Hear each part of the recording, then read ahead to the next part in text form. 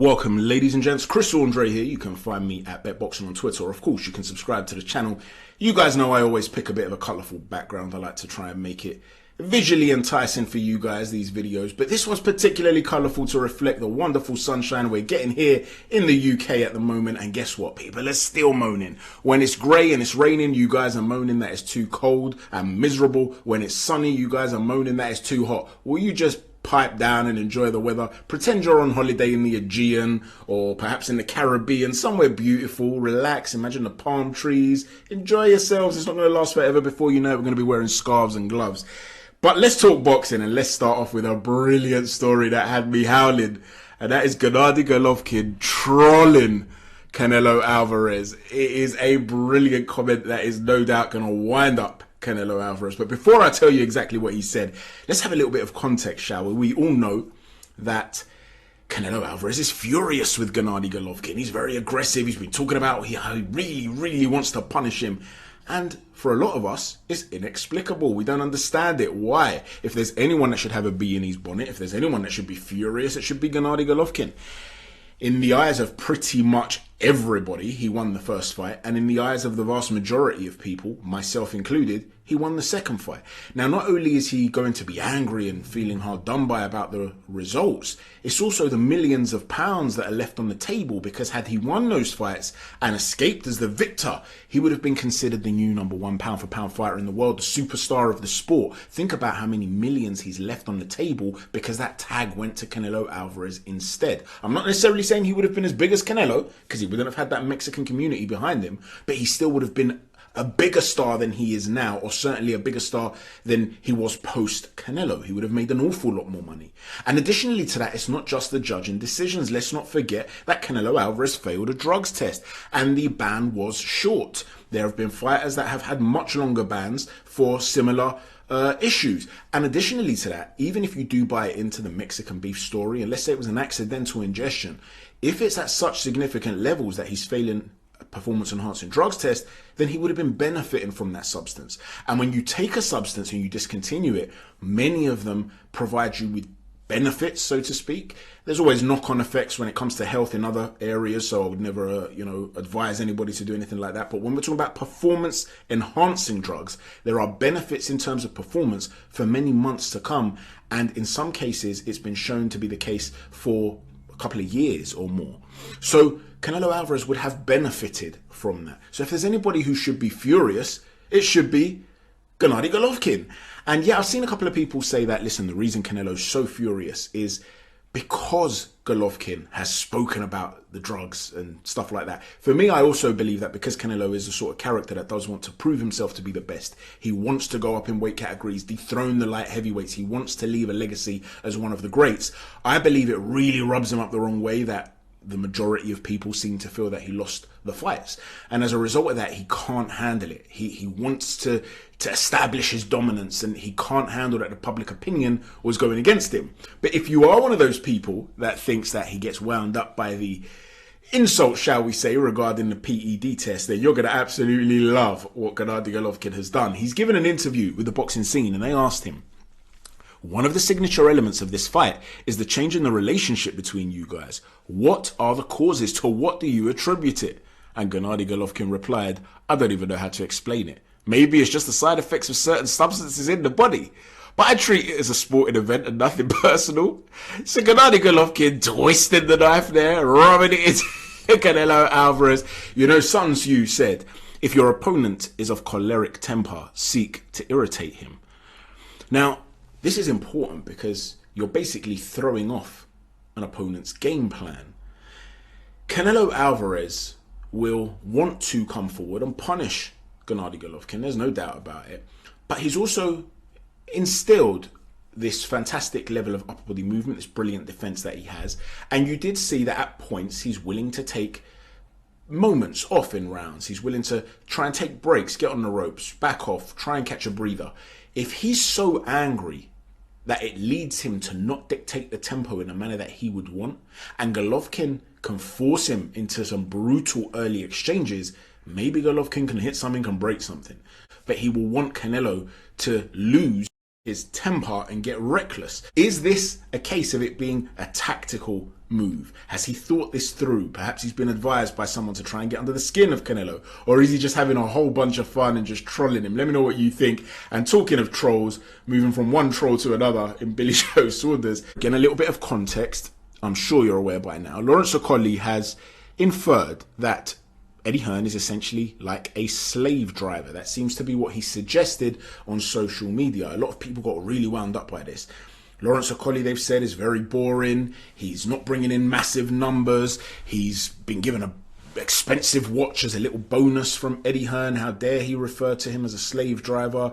It's below the belt. Regardless of what has occurred there, okay, I don't know what's going on behind the scenes, so I don't want to sort of talk about anything in regards to who I believe is at fault or who is in a just position here, because ultimately you don't know what's going on behind the scene. You don't know the business dealings of the boxer and of the promoter. Now, at first glance, just looking at it from the outside, I think Okoli's words are very harsh here. I'm not sure what has led to it. I certainly wouldn't have assumed that Eddie Hearn has mistreated Okoli in any way based on the evidence that we do know about. But Billy Joe Saunders decided to get involved too on social media. He wrote, "To be fair, I can understand his frustration, Eddie Hearn. You take a long time to get back to people. Eddie, please don't make me get in the queue. Half of the stable is giving me the thumbs up and thanking me. Get back to us. We will be campaigning outside the headquarters of Matchroom." And then he was asked, "When are you fighting again, mate?" And he just replied, "I'm waiting for Edward." He then got asked, "Ryder rematch?" And he said, "I'm sure he wants it. Ask Eddie Hearn." Now, here's the thing.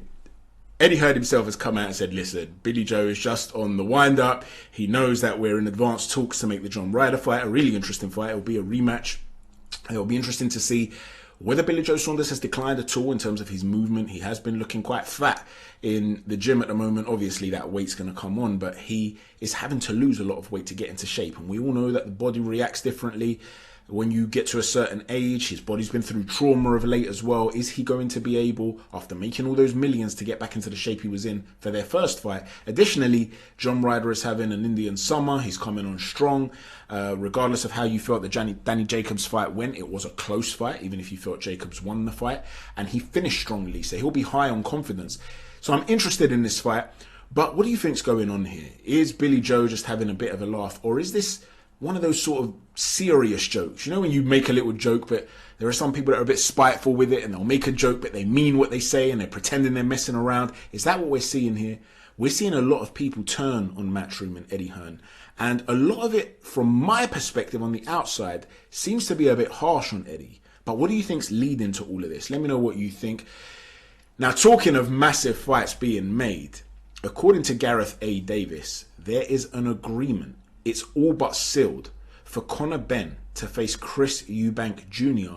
this autumn at a catch weight of 155 pounds. I'm wondering how Chris Eubank Jr. will get to 155. He did say maybe he could lose a couple of pounds from 160 to get down to 158 to fight Kell Brook. 155, could that mean that Chris Eubank Jr. is drained? Even if he's drained, the size difference here is huge though. Is Conor Benn going to be able to deal with the sort of size and physicality that Chris Eubank can bring to the table? Conor Benn has a lot of speed. He's unorthodox, and we know he can bang. Will that power carry, though, against a man who's eaten full flush shots against the likes of George Groves, a puncher who at super middleweight, and he was a big super middleweight, right? Is Conor Benn going to be able to compete? Is this just a gimmick? Let me know what you think. Maybe you're someone out there that does believe, you know what, Conor Benn can do this. Explain why. Let me know what your thought process is from a technical and tactical perspective. In terms of the event, it would be unbelievable. I mean, the nostalgia involved. You could have a face-off between the parents, not even the fighters themselves. You could get the parents trash talking each other around a round table, talking about what's going to happen between their sons, and that's going to be pay-per-view. And in terms of a sheer storyline, you're not just talking about two rivals. You're talking about two rivals that defined each other. You can't think of Chris Eubank Sr. without thinking of Nigel Benn, and vice versa. It was one of the great domestic rivalries we have ever had in this country. Now, to think that these two warriors that never ever lost their spite are now having their sons come up against each other. And when I say they never lost their spite, you guys might have seen them shake hands and stuff like that. A number of years ago, there was this program on Bravo where it was kind of like, I can't remember exactly the details of it, but they were dressed in like Roman military gear, and I think it was like the gladiators type of thing. They were involved in non-contact sort of games. For those of you that, this isn't on in the UK, but for those of you that might have access to foreign TV, American, Australian, this is pretty big in Greece, in Turkey, you might have heard of a show called Survivor. And I think it was kind of like that, whereby you have people that are given sort of challenges, athletic-based challenges. So they were competing against each other, and at one point they proper squared off. And they're in the middle of this, like, the sand. It was like not a desert, but it was in the middle of nowhere. It was pretty much a desert. And they were jostling each other. It looked like they were going to let go of hands. They were jostling for position. And you're sitting there thinking, wow, man, even after all these years, these two really dislike each other. And Chris Eubank Sr. was prodding and probing with words, and Nigel was ready to let his hands go. Well, we know CONOR Benn's a hothead. We know that Chris Eubank Jr. is very calm under pressure, but he likes to turn the screw when it comes to certain things that he could say. I mean, the build-up would be immense, but would it be anticlimactic in the ring? Let me know what you think. Let's move on to Felix Cash, and in some regards it's moving back to EDDIE HEARN, because Felix Cash pulled out of the fight against Vaughn Alexander. As you guys are aware by now, he was supposed to fight at the weekend. And the thing is, there's been a lot of speculation. There have been a lot of people that have been saying Felix Cash has been unhappy at Matchroom. This is his way of trying to cause EDDIE HEARN problems. It's his way of trying to harm the zone somehow, because he's not happy with the terms that he's been receiving and stuff like that. Look, the way DAZN works is a subscription channel. People that would have subscribed specifically to watch Felix Cash, they might be Felix Cash fans, they might sort of be from the same area or whatever the case might be. Once they subscribe, they're not going to unsubscribe. It was such a late cancellation. I can't imagine it being some sort of economic warfare.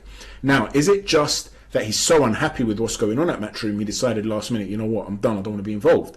Possibly, but then you're talking about him going through a very hard camp, and you can see he looked, at least aesthetically, like he was in terrific shape. And then he's not going to get paid for it.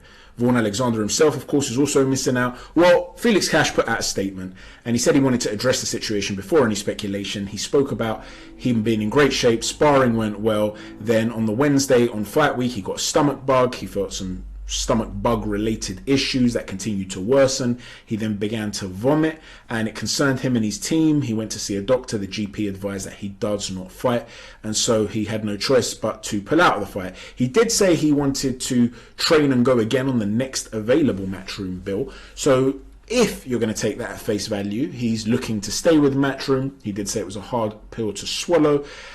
Who knows, right? Let me know what you think here. Do you think there's more to this than meets the eye? Personally, I have to take it at face value. I can't just assume the dude's lying about getting ill, particularly as it was so late in the day. Because I've seen other people say, well, maybe sparring didn't go well. Well, if sparring didn't go well, he's not going to wait till a couple of days before to pull out, right? So let me know what you think about this. I'm taking it at face value, but do you think there's more to it?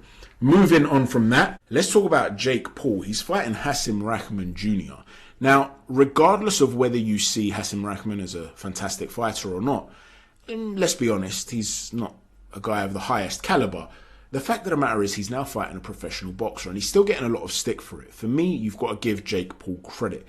He is a novice fighter. Yes, he talks like he's a superstar, but that's part of selling who he is. The fact of the matter is he's a novice, and he's now fighting another guy who's a professional fighter. And what more can you ask, basically? He wants to go out there and prove himself. The one thing I will say is this, though. Not only has Hassan Rahman been given a bit of a short notice here, you've also got the fact that for a couple of years, these two were sparring partners. I'm sure you guys have seen the footage where they've been arguing in the ring and stuff like that. Hatman suggested it might have been contrived, this argument, you know, to help build up the fight, whatever the case might be. They've been sparring for a couple of years. If you are a money machine like Jake Paul, you're the one calling the shots, you're the one calling in a late replacement, why would you do that? Dan Canobio of CompuBox asked the question, I'm going to be at the presser today, is there anything you want me to ask? And I basically tweeted to say, please ask Hassan Rahman Jr. why he thinks that Jake Paul has picked him. Is it because he got so much confidence from the sparring that they had? Has Jake Paul been handling him in sparring? Or maybe Hassan Rahman is in terrible shape and doesn't have the time to get into good shape. So Jake Paul's thinking, you know what? I can take him into deep waters and drown him here because he simply doesn't have the stamina regardless of how good he is. And I've sparred him and I know that I can take his shot. So he's not going to hurt me. So the more the fight wears on, the better I'm going to do. Or is it just possible that Jake Paul has so much belief in himself that he believes that a professional fighter like Hassan Rahman Jr., with a legendary father, I mean, I'd say legendary, he's a former heavyweight champion of the world, right? Not legendary, but he had a legendary night in beating Lennox Lewis. Maybe he just feels that this guy's not good enough. He's not on my level. I'm better than him. The best Rahman can come in and I will deal with him. Let me know what you think, ladies and gents, regarding that. You know, I get a lot of stick sometimes for my criticism of some American fighters. And it's not the American fighters per se, because a lot of them have fantastic talent. It's not their abilities that I'm questioning. Many long-time subscribers will know that when Caleb Plant was a domestic level fighter, when not many people knew him, just before he confronted James DeGale, I was saying this guy's got all the skills. He's world class. He's just yet to step up and prove it. But he's the real deal. He's a fantastic super middleweight. So I'm not here hating on Caleb Plant. But they get put on a pedestal without necessarily proving themselves with massive tests. They then get a massive fight, they may lose that massive fight, and then they make out like they belong at that level forever. Well, let's look at Caleb Plant. He's come out and he said, I'm right there at all-time great level, but I got clipped by a shot late in the Alvarez fight. Now we're just looking to move on to who's next. I don't just want it to be an easy no-name. Now, here's the thing. I get what he's saying. In other words, I'm right there. I was very close to being all-time great level. In other words, to become undisputed, right? But I just got clipped. Is that really realistic, though? I mean, becoming undisputed, does that make you an all-time great? You would have achieved something incredible, but does it make you an all-time great? Because other than Canelo, what is his best win? So now he's saying, we don't just want an easy no-name, but then he's running his mouth to Anthony Dirrell on social media. He said, you have your chance to do something about it since you hate me so much, Anthony Dirrell. Is this the big name that we're talking about now? When you're saying you don't want to fight an easy no-name. Anthony Dirrell was a very good fighter. He's past his best, man. Way past his best. On to the next one. Steve Kim has reported that according to David Sir, the manager of Gilberto Ramirez, he has been named the mandatory challenger for Dimitry Bivol. What a fantastic fight this is. I can't wait for it. I don't think we can overstate the magnitude of this fight in terms of what's at stake for both men here. Dimitry Bivol has just beaten Canelo Alvarez and is riding on the crest of a wave, right? However, a lot of people seem to feel that he won because he's just too big. You have other people that feel that Canelo Alvarez just had an off night and he could potentially win a rematch. Well, if Bivol was to beat another marquee Mexican name, he would by force etch his name into the Mexican boxing psyche and the American boxing psyche and really establish himself as a star. So there's a lot there for Dimitry Bivol. By the same token, Gilberto Ramirez, who is 44-0 with 33 knockouts, has been a guy that has offered so much promise for so many years and for whatever reason has yet to really catapult himself into stardom. If he was to go and beat the guy that dethroned Canelo Alvarez, he will be portrayed as a man that got revenge for the honor of Mexican boxing. Right, so in his homeland, he would become an even bigger star. So there is so much at stake here. He's just beaten Dominic Bosel, who, to be honest with you, I felt Bosel, he was stopped by Krasniqi in the first fight. I actually felt he lost the second fight too, but he was given a split decision win. So I wasn't particularly big on Bosel. I think he's very upright. He's got a good jab, but he's too stiff in the back to be an elite level fighter, particularly because he's quite small as well at the weight category. So for me, it wasn't, I mean, it's a solid win. But this is a big step up for Ramirez. It's a big step up, but he's operated at a good level in the past and he's had some brilliant sparring. Let me know if you think he's ready for this. Let me know who you think wins this fight. Finally, Bam Rodriguez will be defending his title against Israel Gonzalez. What a fantastic talent Bam is. And the flyweight and the superfly division are flying at the moment. There's also been a lot of talk about Rodriguez having beaten Rungvisai, now also ready to fight Chocolatito. What a fight that would be. Sonny Edwards also gave an interview today with Jules of Ring IQ. Check that out. Fantastic interview. He was basically saying, listen, when I'm done with Julio Cesar Martinez, which is in itself a fantastic fight of its own, I'm going to move up and be willing to fight all the top guys at Superfly. He's ready for that. He wants all that smoke. And you know that he's supremely talented. I mean, when you're talking about Bam Rodriguez and you're talking about Sonny Edwards, you don't even need to watch them box to be entertained. You could put them in the ring and say, you know what, I want you guys to play a game of tag. I'm going to touch you and then you've got to touch me back, you know, just a game of tag and just watch them move. Steve Kim, going back to Steve, he was basically saying that Bam has more angles than the geometry class. You could apply that to both guys. The movement on display, the angles, it would be a terrific fight for the boxing purist, and I think for even people that maybe are not hardcore boxing fans, just to watch the way those two are going to move, I can imagine it being a terrific fight. So there are so many brilliant fights on the horizon at both flyweight and superfly. Let me know how you think they all go, who's going to come out on top as the king of these divisions. Thanks for watching, everybody. I hope you enjoyed the show. Chat to you soon. God bless.